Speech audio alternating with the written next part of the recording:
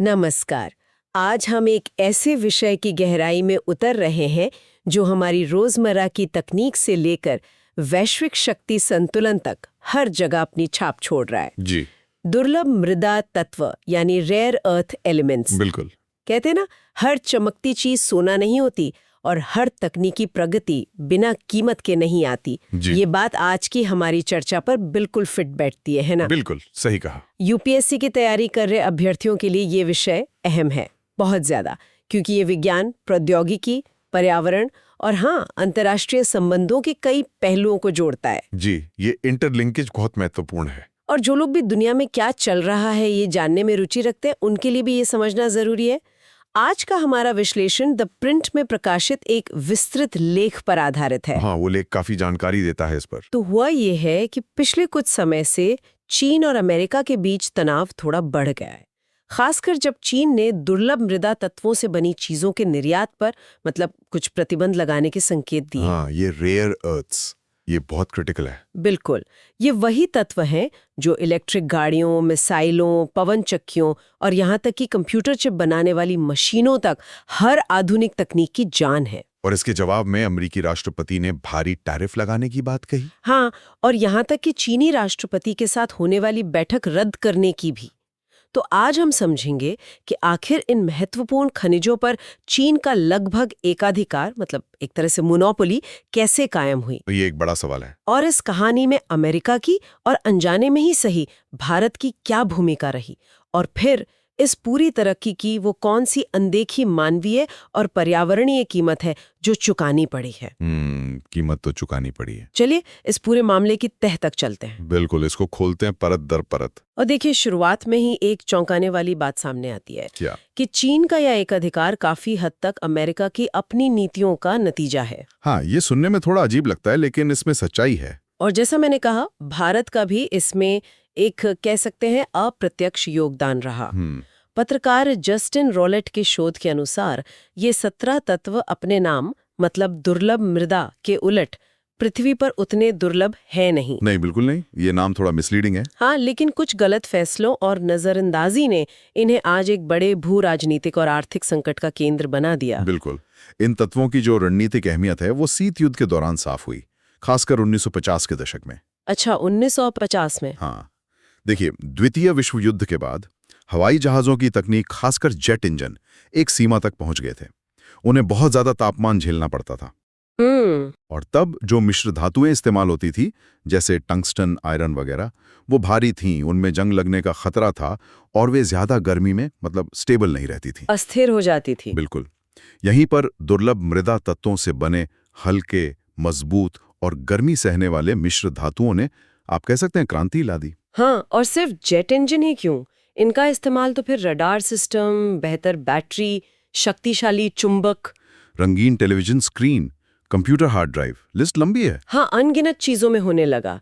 तो जाहिर है अमेरिका और सोवियत संघ दोनों ही इन नई जादुई सामग्रियों पर नियंत्रण हासिल करने की होड़ में लग गए होंगे। बिल्कुल, एक रेस शुरू हो गई थी। इसी दौड़ में सोवियत इंजीनियरों ने चीन के साथ हाथ मिलाया। 1951 से इनर मंगोलिया के बाओतू शहर के पास बायन ओबो नाम की एक जगह है। बायन ओबो? हाँ, बायन ओबो।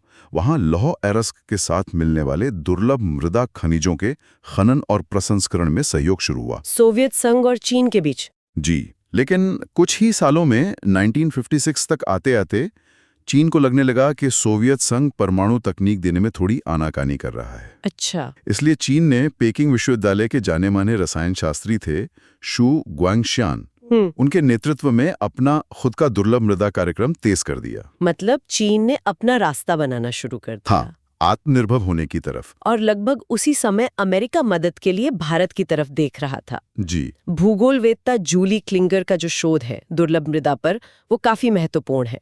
उससे पता चलता है कि आजादी के बाद भारत अनाज की कमी से जूझ रहा था। हाँ, PL 480 वाला दौर था। बिल्कुल, और उसने अमेरिका से खाद्य सहायता मांगी। तब की अमेरिकी राष्ट्रपति हैरी ट्रूमैन की सरकार ने करीब $190 मिलियन की मदद को एक कर्ज में बदलने का प्रस्ताव रखा। और शर्त क्या थी? शर्त ये थी कि भारत इसे मोनाजाइट देकर चुका सकता था। मोनाजाइट, जिसमें थोरियम होता है। हाँ, वही थोरियम, जो उस समय अमेरिका के परमाणु कार्यक्रम के लिए महत्वपूर्ण माना जाता था। उस दौर के एक प्रभावशाली अमेरिकी कांग्रेसी थे जॉन वोरिस। उन्होंने तो साफ साफ कहा था, भारत को तुरंत अनाज चाहिए, हमारे पास अनाज है। हमें कई सालों तक भारत से रणनीतिक सामग्री चाहिए, भारत के पास वो सामग्री है। हमें भारत को एक ऋण देना चाहिए जिसे रणनीतिक सामग्री में चुकाया जा सके। मतलब बिल्कुल सीधा हिसाब। हाँ, लेकिन भारत के तत्कालीन प्रधानमंत्री जवाहरलाल नेहरू ने इसे देश की संप्रभुता पर एक तरह का दबाव माना और शुरू में इस प्रस्ताव को ठुकरा दिया। ये नेहरू की नीति थी, गुटनिरपेक्षता और रणनीतिक स्वायत्तता बनाए रखने की। हाँ, हालांकि बाद में कुछ बातचीत हुई। शायद रॉबर्ट ओपेनहाइमर, जो परमाणु बम कार्यक्रम के प्रमुख रहे थे और बाद में इसके मुखर विरोधी बन गए, उनके समझाने पर नेहरू कुछ अन्य रणनीतिक खनिजों के निर्यात के लिए शायद तैयार हो गए थे। लेकिन थोरियम और मोनाजाइट पर उनका स्टैंड क्लियर था। बिल्कुल, उन्होंने साफ कर दिया कि थोरियम और मोनाजाइट जैसे खनिज, जो सीधे तौर पर परमाणु हथियार बनाने में काम आ सकते थे, वो अमेरिका को नहीं दिए जाएंगे। इससे अमेरिका को थोड़ी निराशा जरूर हुई होगी। जाहिर है, उन्हें वो स्ट्रेटेजिक मटेरियल चाहिए था, लेकिन तभी कह सकते हैं किस्मत ने अमेरिका का साथ दिया। 1949 में कैलिफोर्निया की क्लार्क माउंटेन रेंज में 3 लोग यूरेनियम की खोज कर रहे थे। अच्छा, यूरेनियम ढूंढ रहे थे? हाँ, उसी इलाके में जहां कभी सोने चांदी के लिए खनिक अपनी जान जोखिम में डालते थे। उन्हें यूरेनियम तो नहीं मिला, पर उन्हें मिला बेस्नेसाइट। बेस्नेसाइट, ये क्या है? यह एक ऐसा खनिज है जो दुर्लभ मृदा तत्वों का एक प्रमुख स्रोत है, खासतौर पर नियोडीमियम और प्रेजियोडायमियम जैसे तत्व, जिनका इस्तेमाल इलेक्ट्रॉनिक्स और दूसरे उद्योगों में बहुत शक्तिशाली चुंबक बनाने के लिए होता है। अरे वाह, मतलब यूरेनियम ढूंढते ढूंढते कुछ और ही मिल गया। हाँ, और बहुत कीमती चीज मिल गई। इसी खोज ने कैलिफोर्निया के मशहूर माउंटेन पास खदान को जन्म दिया। माउंटेन पास माइन, मैंने सुना है इसके बारे में। जी, 1951 से ये खदान दुनिया की सबसे बड़ी दुर्लभ मृदा आपूर्तिकर्ता बन गई और एक समय तो अमेरिका और दुनिया की 70% से ज्यादा जरूरत यहीं से पूरी होती थी। 70%? ये तो बहुत ज्यादा है। बहुत ज्यादा। 1977 में यूनोकेल जैसी बड़ी पेट्रोकेमिकल कंपनी ने इसे खरीद लिया। लग रहा था कि अमेरिका इस क्षेत्र में आत्मनिर्भर रहेगा। हाँ, बिल्कुल। पर फिर कहानी में एक बड़ा मोड़ आया और ये खदान अचानक बंद हो गई। क्यों? और यहीं पर एडवर्ड निक्सन नाम के एक दिलचस्प व्यक्ति का प्रवेश होता है। एडवर्ड निक्सन, रिचर्ड निक्सन के भाई? जी हाँ, अमेरिका के तत्कालीन राष्ट्रपति रिचर्ड निक्सन के भाई। ये ड्यूक विश्वविद्यालय से भूविज्ञान में स्नातक थे और उन्होंने 1960 के दशक के अंत में अमेरिका की शक्तिशाली पर्यावरण संरक्षण एजेंसी EPA के गठन में भी भूमिका निभाई थी। अच्छा, EPA के गठन में? हाँ, इसके बाद वो अमेरिकी कंपनियों के लिए पर्यावरण कानूनों और नियमों पर एक प्रमुख सलाहकार बन गए। तो वो कंपनियों को सलाह देते थे पर्यावरण नियमों पर? बिल्कुल, और उन्होंने कंपनियों को चेतावना शुरू किया कि दुर्लभ मृदा तत्वों का खनन और प्रसंस्करण खतरनाक हो सकता है। खतरनाक? कैसे? अगर इन तत्वों की धूल सांस के जरिए या पानी भोजन के जरिए शरीर में चली जाए तो ये अंगों को नुकसान पहुंचा सकती है। कुछ तत्व जैसे प्रोमेथियम, गैडोलिनियम वगैरह तो इतने जहरीले थे कि उनके साथ काम करने के लिए खास सुरक्षा उपायों की जरूरत थी। ओह। और अमेरिका में पर्यावरण कानून सख्त हो रहे थे। EPA का दबाव बढ़ रहा था, कंपनियों को मुकदमों का डर सताने लगा था। हाँ, लागत भी बढ़ रही होगी फिर तो। लागत भी और कानूनी जोखिम भी। हाँ। यहीं पर एडवर्ड निक्सन ने एक रास्ता सुझाया। क्या रास्ता? ये रास्ता न केवल कंपनियों को अमेरिकी पर्यावरण नियमों की सख्ती और मुकदमों के जोखिम से बचाता था, बल्कि उनके भाई राष्ट्रपति निक्सन द्वारा चीन के साथ शुरू किए गए राजनीतिक मेल मिलाप की नीति के अनुरूप भी था। अच्छा, चीन वाला एंगल भी था इसमें? बिल्कुल। 1980 के दशक की शुरुआत में जब यूनिकैल की माउंटेन पास खदान पर EPA की नजर टेढ़ी हो रही थी, एडवर्ड ने सलाह दी कि क्यों ना अयस्क को प्रसंस्करण मतलब प्रोसेसिंग के लिए चीन भेज दिया जाए। चीन? क्यों?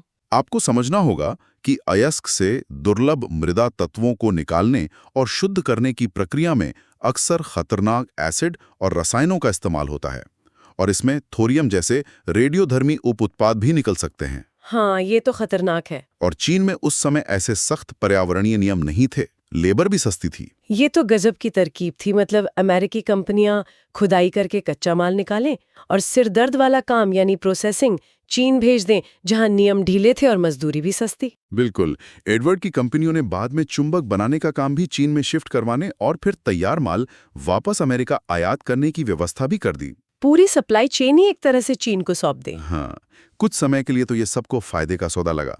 अमेरिकी कंपनियों को खतरनाक औद्योगिक प्रक्रियाओं के जोखिम और जिम्मेदारी से छुटकारा मिल गया और उन्हें चीन से सस्ते में दुर्लभ मृदा उत्पाद मिलने लगे। और चीन? उधर चीन ने भी इसे अपने विकास और समाजवादी क्रांति को मजबूत करने के अवसर के रूप में देखा। सीआईए द्वारा प्राप्त 1979 के एक चीनी दस्तावेज से ये पता चलता है। यहीं पर वो तोहफा दिया गया जिसका जिक्र हमने शुरू में किया था। तोहफा मतलब? अमेरिका ने अनजाने में ही सही चीन को दुर्लभ मृदा प्रसंस्करण और उत्पादन तकनीक में महारत हासिल करने और वैश्विक बाजार पर कब्जा करने का सुनहरा मौका दे दिया। ओह, ये तो क्लासिक उदाहरण है कि कैसे शॉर्ट टर्म फायदे देखने के चक्कर में लॉन्ग टर्म नुकसान हो गया। बिल्कुल, तत्कालिक आर्थिक लाभ और घरेलू पर्यावरणीय नियमों से बचने की कोशिश ने अनजाने में एक दीर्घकालिक रणनीतिक निर्भरता और भू राजनीतिक जोखिम पैदा कर दिया।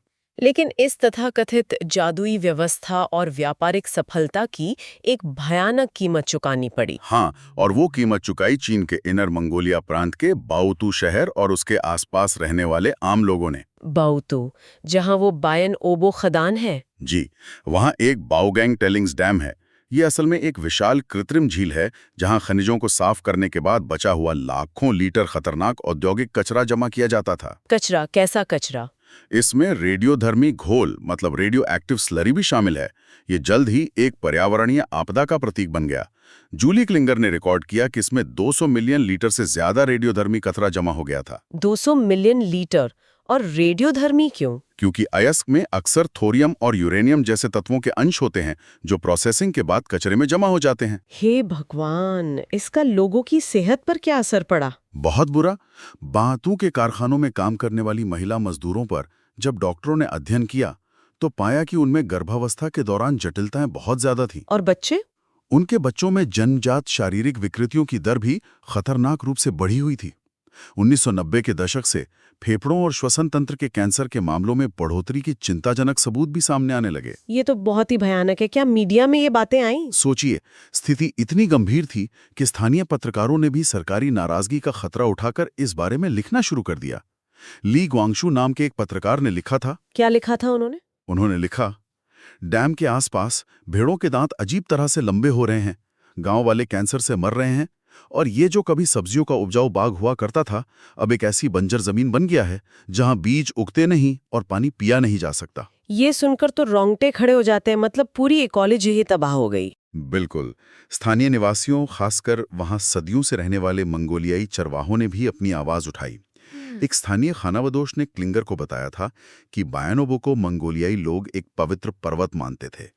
अच्छा, पवित्र मानते थे। हाँ, इसलिए जब वहां खनन शुरू हुआ तो वे जाना नहीं चाहते थे। लेकिन फिर जैसा उसने बताया, पहले जानवर बीमार पड़ने लगे, फिर बच्चे और फिर बाकी सब लोग। उन्हें अपनी जमीन छोड़ने पर मजबूर होना पड़ा। उनका घर, उनकी जमीन सब छिन गया। क्या स्थानीय प्रशासन ने कुछ किया? कोई मुआवजा, कोई मदद? हाँ, 2010 के बाद स्थानीय अधिकारियों पर प्रदूषण के परिणामों से निपटने का दबाव बढ़ा, लेकिन उनका तरीका बड़ा अजीब था। कैसा तरीका? उन्होंने सरकारी जनगणना के रिकॉर्ड से किसानों और चरवाहों की श्रेणी को ही हटा दिया। क्या हटा दिया? हाँ, इससे चराई करना एक तरह से अपराध बन गया और अधिकारियों को मुआवजे या मदद की जिम्मेदारी से कह सकते हैं मुक्ति मिल गई। ये तो मतलब शब्दों में बयां करना मुश्किल है। पत्रकार एमी हॉकिंस ने इसी साल लिखा कि उन कैंसर गांवों के ढाए गए अवशेष अब जंग लगी पाइपों और टूटे फूटे गोदामों के बीच बिखरे पड़े हैं। एक वीरान उजड़ा हुआ डंपलिंग रेस्टोरेंट ही उन समुदायों का एकमात्र सबूत है जो कभी वहां रहते थे। कितनी दुखद तस्वीर है ये। लेकिन क्या वो लोग कहीं और चले गए, सुरक्षित जगह पर? कुछ लोग शहरों में मजदूरी करने चले गए, लेकिन कई लोग, जैसा क्लिंगर लिखती हैं, उसी खतरनाक इलाके के आसपास ही रहते रहे। एक व्यक्ति ने उनसे कहा था। क्या कहा था? हम किसी दूर दराज के बड़े शहर के हाशिए पर दिहाड़ी मजदूर बनने की बजाय अपने आसमान के नीचे जल्दी मौत का खतरा उठाना पसंद करेंगे। ओह, ये बात उस गहरी मानवीय त्रासदी को उजागर करती है जो अक्सर संसाधनों की चमक दमक के पीछे छिती रह जाती है। बिल्कुल। तो मतलब एक तरफ तकनीक का विकास और दूसरी तरफ ऐसी भयानक मानवीय और पर्यावरणीय कीमत। अब स्थिति क्या है? क्या दुनिया अब भी चीन पर ही निर्भर है? नहीं, अब तस्वीर बदल रही है। शायद देर से ही सही, पर दुनिया को अपनी गलती का एहसास हुआ है। अमेरिका की माउंटेन पास खदान फिर से चालू हो गई है। अच्छा, वो फिर से शुरू हो गई है। हाँ, और सिर्फ अमेरिका ही नहीं, ऑस्ट्रेलिया के अन्नाबा से लेकर ब्राजील के साओ गैब्रियल दा कचोएरा तक और कई अन्य देशों में कंपनियां दुर्लभ मृदा के विशाल भंडारों का खनन और प्रसंस्करण शुरू कर रही हैं। और भारत का क्या रोल है इसमें? भारत के पास भी मोनाजाइट रेत के रूप में इसके पर्याप्त भंडार हैं और भारत सरकार भी इस दिशा में सावधानी से आगे बढ़ रही है ताकि चीन जैसी मानवीय और पर्यावरणीय तबाही से बचा जा सके। मतलब सप्लाई को डाइवर्सिफाई करने की कोशिश हो रही है। जी हाँ। उम्मीद है कि आने वाले कुछ सालों में दुर्लभ मृदा की आपूर्ति का संकट, जिसने चीन को एक तरह से दुनिया पर धौंस जमाने का मौका दिया, शायद कम हो जाएगा। अगर इसे बड़े परिप्रेक्ष्य में देखें तो ये पूरी कहानी हमें क्या सिखाती है? मतलब इसके बड़े सबक क्या है? देखिए, सबसे अहम सबक ये है कि ये दिखाती है कि कैसे पर्यावरण नियमों की अनदेखी, सस्ते उत्पादन का लालच और छोटी अवधि के फायदे देखने वाली कॉरपोरेट और सरकारी नीतियां मिलकर एक बड़ा रणनीतिक संकट खड़ा कर सकती हैं। हाँ, ये तो साफ दिख रहा है। अमेरिका और अन्य पश्चिमी देशों ने प्रसंस्करण को चीन में स्थानांतरित करके तात्कालिक लागत और जोखिम तो कम कर लिए, लेकिन लंबी अवधि में उन्होंने अपनी पूरी आपूर्ति श्रृंखला को एक ही देश के एकाधिकार के सामने बेहद कमजोर बना दिया। और अब उसे ठीक करने की कोशिश हो रही है। हाँ, हालांकि अब जो वैश्विक अर्थव्यवस्था पर असर पड़ेगा उसे पूरी तरह टालना शायद मुश्किल हो, लेकिन इस कहानी से सही सबक सीखकर भविष्य में ऐसी इससे भी गंभीर गलतियों से बचा जा सकता है। तो संक्षेप में कहें, आज की इस गहरी पड़ताल में हमने देखा कि कैसे 1950s के दशक में दुर्लभ मृदा तत्व सामरिक रूप से महत्वपूर्ण बने। जी। हमने जाना कि कैसे भारत के इनकार के बाद अमेरिका ने कैलिफोर्निया में अपना स्रोत खोजा, लेकिन फिर 1980 के दशक में पर्यावरणीय चिंताओं और लागत घटाने के चक्कर में प्रसंस्करण का काम चीन को सौंप दिया। बिल्कुल, और इस फैसले ने चीन को इस क्षेत्र में, कह सकते हैं, बादशाहत दे दी। लेकिन इसकी भारी कीमत इनर मंगोलिया के पर्यावरण और वहां के लोगों ने अपनी सेहत और विस्थापन के रूप में चुकाई। ये कहानी सिर्फ खनिजों की नहीं है, बल्कि वैश्विक आपूर्ति श्रृंखलाओं की नाजुकता, राष्ट्रीय सुरक्षा, पर्यावरणीय न्याय और मानवाधिकारों के बीच संतुलन साधने की जटिल चुनौती की भी है। तो इसका मतलब क्या निकलता है? क्या भविष्य में भी ऐसा ही होता रहेगा या हम कुछ सीख सकते हैं? यही सबसे महत्वपूर्ण सवाल है। भविष्य में जब देश अपनी तकनीकी और आर्थिक जरूरतों के लिए संसाधन जुटाएंगे, तो वे विकास की इस दौड़ और उन संसाधनों को निकालने से जुड़ी नैतिक जिम्मेदारियों, जैसे पर्यावरणीय न्याय और मानवाधिकारों के बीच संतुलन कैसे साध सकते हैं? ये एक बहुत बड़ा सवाल है। क्या हम बौतू जैसी अतीत की त्रासदियों से सीखकर एक ज्यादा जिम्मेदार और टिकाऊ रास्ता अपना सकते हैं? ये एक ऐसा प्रश्न है जिस पर दुनिया भर के नीति निर्माताओं और हम सभी को गंभीरता से सोचने की जरूरत है। बिल्कुल। उम्मीद है कि द प्रिंट के लेख पर आधारित इस विश्लेषण से यूपीएससी अभ्यर्थियों और समसामयिक मामलों में रुचि रखने वाले सभी श्रोताओं को दुर्लभ मृदा तत्व के इस जटिल मुद्दे को कई अलग-अलग कोणों से समझने में मदद मिली होगी। आशा करते हैं। अगर आपको ये चर्चा उपयोगी लगी तो कृपया इसे लाइक करें और हमारे चैनल को सब्सक्राइब करें। यदि आपके मन में कोई प्रश्न है या आप किसी विशेष पहलू पर और जानकारी चाहते हैं तो नीचे टिप्पणी अनुभाग में जरूर लिखें। आपके सवालों का स्वागत है। अगली बार फिर मिलेंगे एक नए विषय के गहन विश्लेषण के साथ। धन्यवाद।